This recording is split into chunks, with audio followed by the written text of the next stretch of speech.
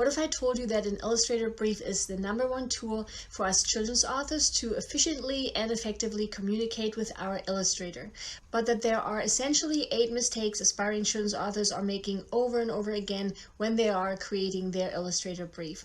That's what this video is all about. Hi there, I'm Eevi, an award-winning children's author and ghostwriter over on eevijones.com and the creator of Children's Book University. I create videos specifically for children's authors, so be sure to subscribe so you don't miss my weekly videos. Over these last couple of months, I have created a number of different videos on illustrations. A video on how to find an illustrator, a video on the best practices when working with an illustrator, a video on different illustration techniques that help us to tie our story together visually, and my most recent illustration video on how to detect possible Illustrator scams. I went ahead and added the links to all these videos in the description below. And in this video, we are going to look at what an Illustrator Brief is and why it is one of the most important tools to successfully collaborate with our illustrator. 2, the main parts of our Illustrator Brief, and 3, the 8 main mistakes when it comes to Illustrator Briefs and what to do instead, so we know exactly what to do and what not to do. So let's jump right in.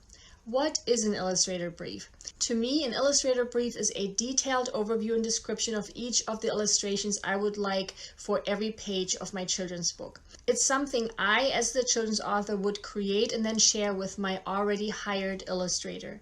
Here, the description for each illustration can be a written description or also a collage of different visual elements, or it can be a combination of both. This right here, for example, is a sample collage and written bullet points to describe one of my own book's illustrations. So here's my first ninja tip for our Illustrator Brief. When providing our illustrator with visual prompts, we can simply use something like Canva. Canva is great because it has lots and lots of clip art, because that's what this here essentially is, right? For example, I knew I wanted a basket filled with apples and bread and bananas, so I simply included those clip art elements here to show the illustrator what placement I was envisioning here. But let's look at why an Illustrator Brief is important. I create an Illustrator Brief for each of my own books, as well as those I'm writing for my ghostwriting clients. It's truly one of the best tools available to us authors to effectively communicate with our illustrator.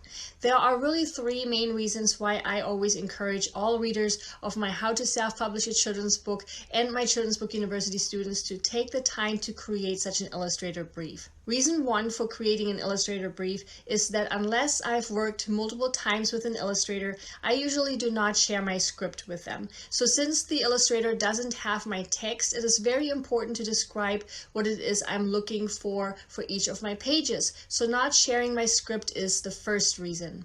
Now, once I have worked with an illustrator multiple times, I do often share my manuscript with them. And here, creating a detailed Illustrator Brief is still important because it is more likely I get what I'm looking for. And that's reason number 2 for creating an Illustrator Brief.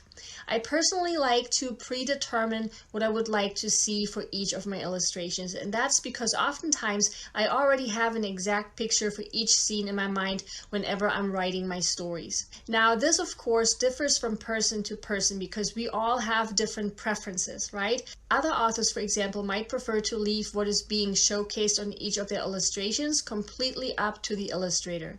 But already having even just a few ideas or images in mind for each scene will always be really helpful, not just to move the project along more quickly, but also because by sharing what we would like to see in each illustration, it will be much harder for an illustrator to use AI. I shared more about how AI is currently being used without the consent of the author in my video that talks about how to prevent possible illustrator scams. So if you haven't watched this one yet, make sure you do. I went ahead and copied the link to that video in the description below. So if we already have a certain picture in mind, we will want to share that with the help of an Illustrator Brief. That way our illustrator will know where to even begin, even if it's just a more general direction. And the third main reason for creating an Illustrator Brief is that it will drastically cut down on the need to communicate back and forth via email, for example, which in turn is saving so much time.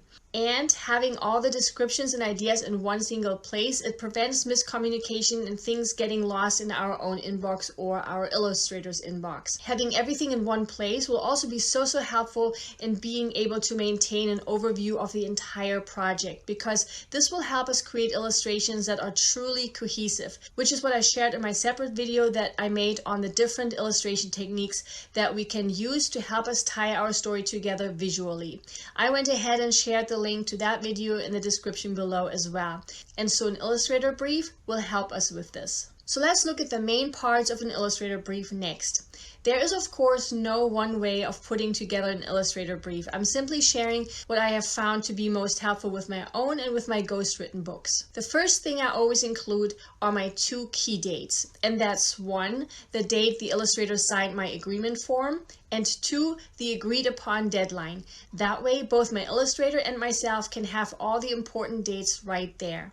If you need any help with your Illustrator agreement, make sure you check out my Illustrator Survival Kit. I added the link to it in the description below. The second thing I include in my Illustrator brief is a short description of my book and the age group it is for. That's especially important if I'm not sharing my manuscript with the illustrator. I try to keep this really short, but I do share here the overall feel or feeling I would like to bring across with my story and my illustrations. Is it supposed to be happy and cheerful, or more subdued or whimsical? The third thing I always include in my Illustrator brief is the exact size and also the resolution I would like each of my illustrations to be in. Here I always include a template like this one right here that the illustrator can use to make it really easy for them. So including the illustration size and resolution is really important because we want to make sure we get all this right from the get-go, so we won't have to make any adjustments later. Now, if you don't know what size you should use for your children's book, I created a whole separate video on how to determine the best size for each of our children's books. And if you would like to provide your illustrator with a template for whatever size you decide to go with, feel free to use my illustration template generator tool, a tool I have created specifically for us children's authors. It's absolutely free. You can find the link to it in the description below. And finally, the fourth thing I always include in my Illustrator brief is of course the description of each of my illustrations. Here I simply label each with illustration 1, illustration 2, illustration 3, and so on, and then I add my bullet point description for each. Now, when it comes to creating an Illustrator brief, there are 8 mistakes I have seen over and over again over the years. So let's take a look at these 8 most common mistakes and how to fix them to truly write an effective Illustrator brief. Mistake number 1 is not to put together an Illustrator brief in the first place. This, I believe, is one of the biggest mistakes we can make when it comes to working with an illustrator. And I hope that after having shared what an Illustrator brief is and why it is important, that you see the benefits of taking the time to put an Illustrator brief together. It really only takes a couple of hours, if that, but in turn it has the potential to save you weeks, if not months, of precious time, both your own time as well as your illustrator's time. Mistake number 2 is not to develop our main character first. The first things we will want to describe in our Illustrator brief is not the illustration for the first page of our book, but our book's main characters. And that's because those characters are often on almost every page or every illustration. So getting them right from the get-go is really helpful and important, even before our illustrator begins with the sketches for any other illustration. If you just follow this one tip from this video, let it be this one, because developing our characters first during the illustration process will save us so much time and effort. Now, a quick side note here. I'm referring only to character sketches of the main characters here. For example, in the book After the Fall by Dan Santat, I would have only requested a character sketch of Humpty Dumpty because he is the main character and appears over and over again in the story. And in the book Rosie Revere by Andrea Beatty, that shows more than just one character in the book, I would have only requested a character sketch of Rosie the little girl, but not every other character that appears in the book, like Rosie's classmates, for example. So instead of jumping right into the creation of our illustrations, we will want to spend some time creating our main characters first. Here we will want to mention things like the age of our character, or the hair color, length and style, and any physical characteristics we think might be important important for our illustrator to know, like the height, if for example they are extraordinarily tall or short, and the race or ethnicity. And of course any special clothing items or accessories. If we want our main character to wear a hat, we want to mention that, and perhaps even the style of the hat. Is it a beanie, a sun hat, or a simple cap? Or if we want our main character to wear green glasses and short overalls, we also want to share that here. Something I love doing here, and that I also recommend to my Children's Book University students, is to include an image here. That can be a photograph or simple clip art. And it can even be a collage of different images as well, where one picture shows the overalls we envisioned our character would wear, and where another picture shows the hairstyle we are going for. Here are two character description examples of the characters for two of my own two books. As you can see, it's a mix of clip art images and photographs I found online, and for each character I shared just 3 short bullet points on what I envisioned them to look like. Mistake number 3 many often make with their Illustrator brief is to begin with the cover. Now, I shared some of the most common cover mistakes in a separate video, along with what we should be doing instead to ensure we have a beautiful cover for our children's book. I went ahead and added that link to the description below. But just in terms of the order of creating our illustrations, instead of beginning with our cover, it is actually best to leave the drawing of our cover illustration as the very last illustration to be completed. And that's because by the end of our illustration process, our characters are thoroughly established visually, right? So the decision as to what might look best on our cover will be much easier. Also, and that is a ninja tip I shared in one of my other videos, is that if we wait until the very end, we might not even need another illustration for our cover, because we might find that an illustration we used for one of our pages would actually be perfect for our cover here as well. So not only would we save lots of time here, but this would also be one less illustration we would have to pay for. Mistake number 4 is to think of an illustration as a rolling scene. This one happens so often, so I wanted to make sure to mention it here. To show you what I mean, let's look at a sample description of one of my clients. For this particular illustration, he wrote this: "Pointing out the window, the mom sits up and looks her daughter in the eyes to deliver an important life lesson. The girl is climbing up in her lap. The mom grabs the girl's stuffed animal and holds it up." Now, here's the problem. While this description might be perfect for a video, this will not work for an illustration. And that's because while a video is a combination of many different back-to-back moments, an illustration is one single snapshot of one single moment in time. So using this example right here, we would have to decide, do we want to depict that one single moment where the mom is pointing out the window and perhaps holding up the stuffed animal? Or do we want to depict the one moment she is looking into her daughter's eyes? Or do we want to show the one moment where the girl is climbing onto her mom's lap? So to write a truly effective Illustrator brief, instead of describing a rolling scene, we want to instead remember that each description should only describe one single moment in time. So looking at our text that is meant to go with this illustration, what would that single moment be? Which of these moments would be most powerful and also visually most appealing and most expressive? Mistake number 5 is trying to express a whole lot of emotions and meanings with a character's facial expressions alone. That's another common mistake I see so many aspiring children's authors make. Here's another sample description. Here the author wrote, "Standing next to his son, he felt disappointed, sad, but also proud that his son was owning up to it." Now here, besides the fact that our illustrator is meant to show these 3 different emotions of disappointment, sadness, and pride all at the same time, notice that all this is meant to be expressed with the face alone. But here's the thing about expressions. Unless it's one of the bigger feelings like being happy or feeling sad or feeling angry, it's actually quite hard to express feelings just with our face alone. For example, how would we show feelings of doubt or disappointment or pride and anticipation? Those are much harder to show, right? They are nearly impossible to express with just our face alone. Here we need more than just our facial expressions. Other things like body language and the scene around our character will provide our little readers with a lot more context. So let's look at an example. Looking at this boy right here, what emotions could I be trying to show here? Right now it very much looks like he is sad, right? But what about now? Seeing that his ice cream cone is on the floor beside him, it's much easier to understand that this face is perhaps meant to express disappointment. Or this example right here. Looking at this girl right here, what emotions could I be trying to show here? Right now, it again very much looks like she is sad, right?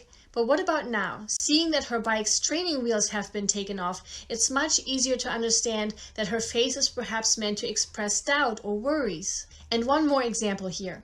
Looking at this boy right here, what emotions could I be trying to share here? Right now, it might look like he's quite boastful or that he might be showing off, right?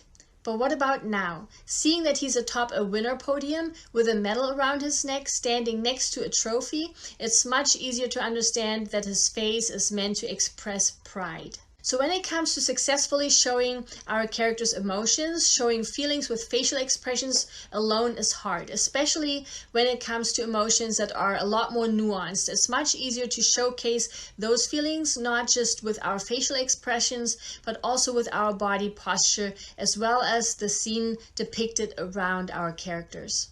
So instead of telling our illustrator to simply show our character looking sad or confused or worried, we can do this instead.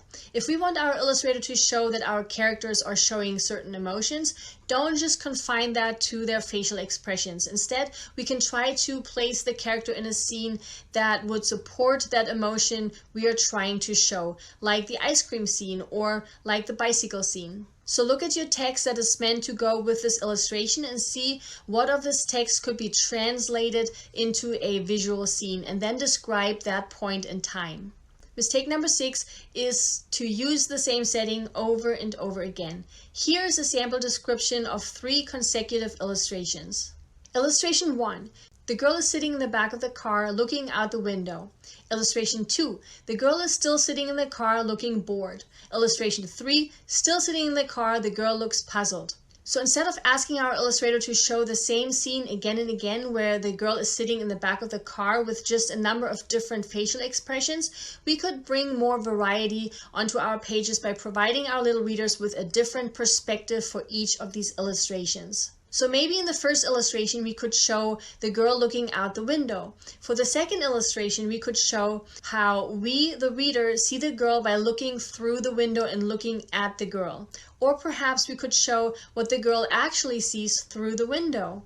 Another great way to make this more exciting and interesting is to zoom in and zoom out. Maybe we only get to see the girl's face as we are zooming in, or maybe we see the car from the outside driving along the road if we are zooming out. So instead of using the same scene or setting over and over again, we could ask ourselves, how can I change the perspective? How can I show the same or similar scene differently? How can I make it more interesting? Mistake number 7. Mistake number 7 is to not share enough details. I shared previously that I personally love to provide the illustrator with as much detail as I possibly can. And that's mainly because I usually already know what I would like to see within each of my illustrations. So, if we already know what we would like to see, it's best to describe just that. Because again, that way we make it so much easier for our illustrator because it's something to start with, right? The illustrator doesn't have to guess what you might like here for this particular scene. And finally, mistake number 8 is to share too many details when we are a bit too specific and where we are not at all flexible. Now, if we get too granular and don't give our illustrator any creative freedom at all, we might never get what we are looking for. It will end up taking lots and lots of iterations for each of our illustrations, which can really prolong the step in our children's book creation process. So while we do want to share what we would like to see in each illustration, we will also want to allow our illustrator to do what they do best and let them add their magic and their creativity. Now this right here is the image I showed you at the very beginning of this video. It's the description of one of my children's book images. Now looking at the visual prompt, notice 3 important things here. 1, it shows the illustrator the overall layout of the different elements. We can clearly see what we would like to see on the left page and what we would like to see on the right page. 2, the text that is included here is simply meant to show the illustrator where I envision the text to go once the illustration is complete. It's not the actual text. And 3, the character of the girl here is not the way the final character is meant to look like. It's simply a clip art element that is meant to show the body posture I was envisioning and her placement on that particular page. Because we have already determined what our main character will look like, we can now simply use placeholders for each of our visual prompts. And looking at our written description, we can see that it's really just 3 short bullet points. So providing our illustrator with some sort of visual prompts and a concise written description is enough to share what we are envisioning for each page, while still giving the illustrator enough freedom to take this information and turn it into a beautiful illustration for our book. Creating an illustrator brief is so important to effectively and efficiently communicate with our illustrator. An effective brief has the potential to cut the illustration process of our beautiful children's book in half, if not more. Yet so many aspiring children's authors don't make use of this fantastic tool. I so hope that with the help of this video, you see the value in using an illustrator brief, and to prevent you from making any of the most common mistakes as you are preparing your very own illustrator brief. Please give this video a thumbs up and subscribe if you haven't yet. It really encourages me to keep making free videos for you just like this one. Here's to creating your very own illustrator brief. Bye!